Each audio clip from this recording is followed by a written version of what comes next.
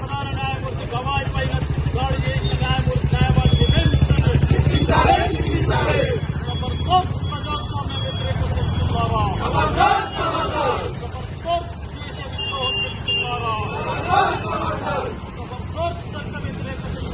జరిగిన ఈ దేశ 52వ ప్రధాన న్యాయమూర్తి, అదేవిధంగా 2వ దళిత ప్రధాన న్యాయమూర్తి అయినటువంటి భూషణ్ రామకృష్ణ గవాయ్ ఈ దేశంలోనే ప్రజాస్వామ్యము, పార్లమెంటు వ్యవస్థ, అన్ని వ్యవస్థలను కాపాడుకునే, భారత రాజ్యాంగాన్ని కాపాడుకునే వ్యవస్థనే న్యాయ వ్యవస్థ. ఆ న్యాయ వ్యవస్థకే అత్యున్నత స్థానంలో ఉన్నటువంటి వ్యక్తి ఈ దేశ ప్రధాన న్యాయమూర్తి భూషణ్ రామకృష్ణ గవాయ్ గారు.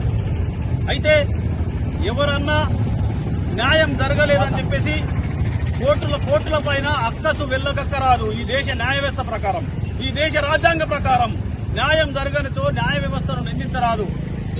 న్యాయ వ్యవస్థ పైన ఉన్నటువంటి ప్రధాన న్యాయమూర్తి దళితుడు అనే ఒకే ఒక కారణంతో ఒక బ్రాహ్మణ న్యాయవాది నాకు న్యాయం జరగలేదని చెప్పేసి ఒక బూటు విసిరే ప్రయత్నం చేసినట్టే ఆయన పైన ఈ దేశ ద్రోహం కేసు పెట్టాల్సిన అవసరం ఉన్నదా లేదా అని చెప్పేసి గౌరవ శ్రీ మందాకృష్ణమాది గారు ప్రశ్నిస్తున్నాడు.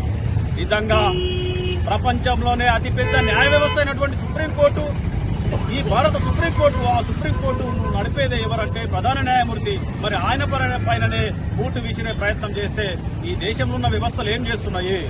ఆయన పైన ఎవరైతే రాకేష్ కిషోర్ అనే న్యాయవాది వాని కండకావరం, వాని బలుపుతో ప్రధాన న్యాయమూర్తి, ఈ దేశంలో అన్ని వ్యవస్థలకే అతిపెద్ద శక్తి ఉన్నటువంటి ప్రధాన న్యాయమూర్తి పైననే ఆ బూటు వేసే ప్రయత్నం చేసినందుకు నిరసనగా ఈ దేశంలో ఆయన పైన దేశద్రోహం కేసు పెట్టి దేశాన్ని బహిష్కరించేదాకా మా ఎంఆర్పీఎస్ పోరాటం ఆగదని చెప్పేసి ఖబర్దార్ ఈ దేశ ప్రజాస్వామ్య వ్యక్తులు ద్రోహులారని చెప్పేసి హెచ్చరిస్తున్నారు.